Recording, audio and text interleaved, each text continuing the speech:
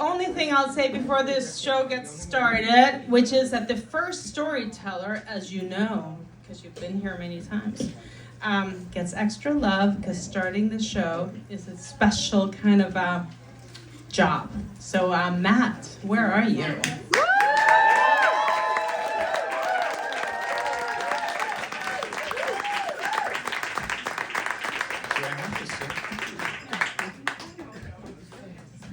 Thank goodness, I don't have a guitar.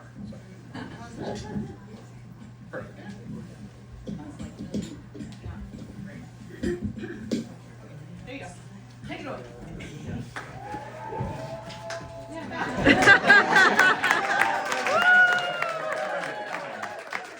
Wow, this is what a relief to start.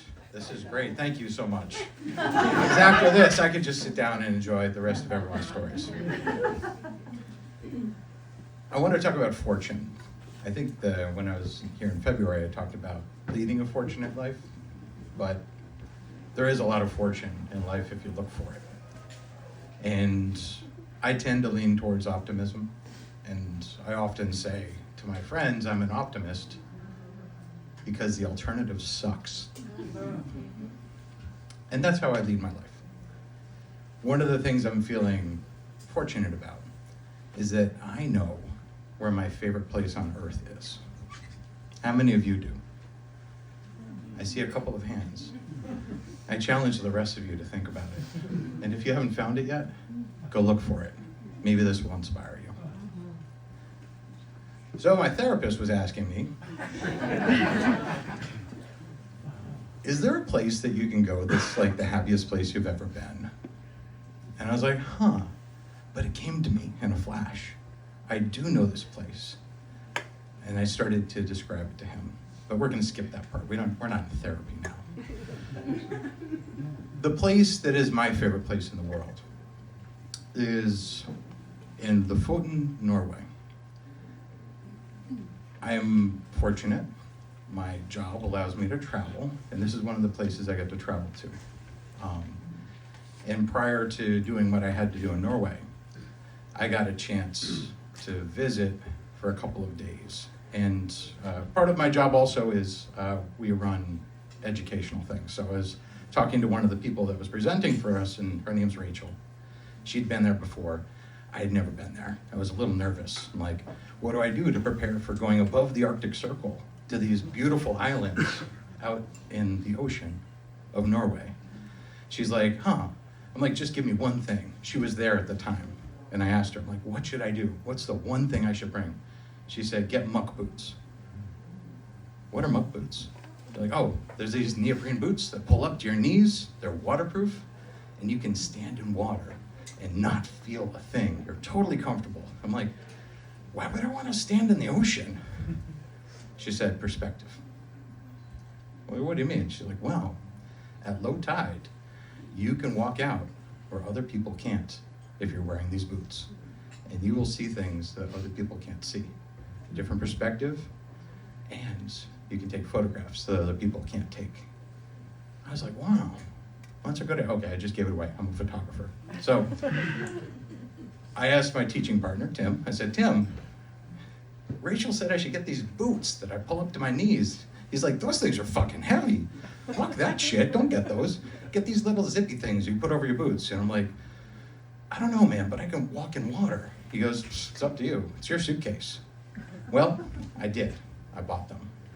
And then he took me to this place that ended up being my favorite place. He took me there and he said, look, Matt, this is at the end of a fjord, and it's low tide now, and we can sort of stand around the edges. And like, we can shoot like just a little bit of like ocean water. It's like brackish, but oceany here. And I was like, fuck that shit, I'm walking out there. And he looked, I went in the van and I put on my big ass boots, and then I started walking. And I realized that it stayed shallow for quite a while.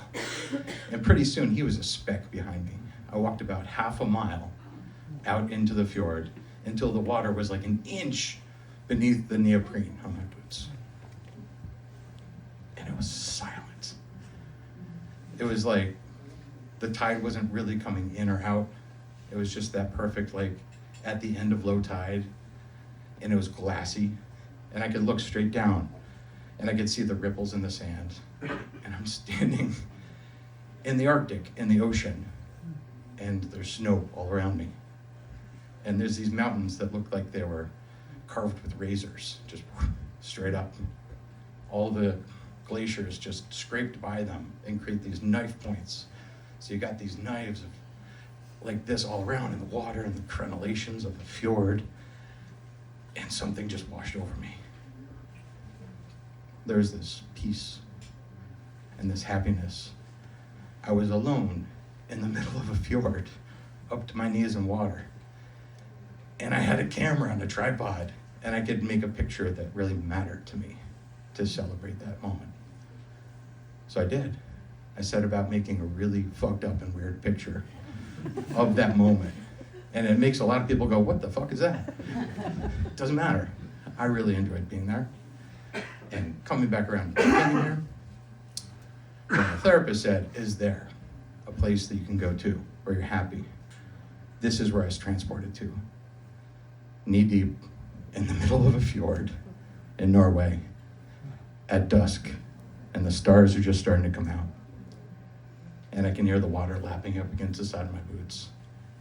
Maybe a couple of birds, and that's it. Silence and harmony and beauty and happiness. I hope you find your happy place too.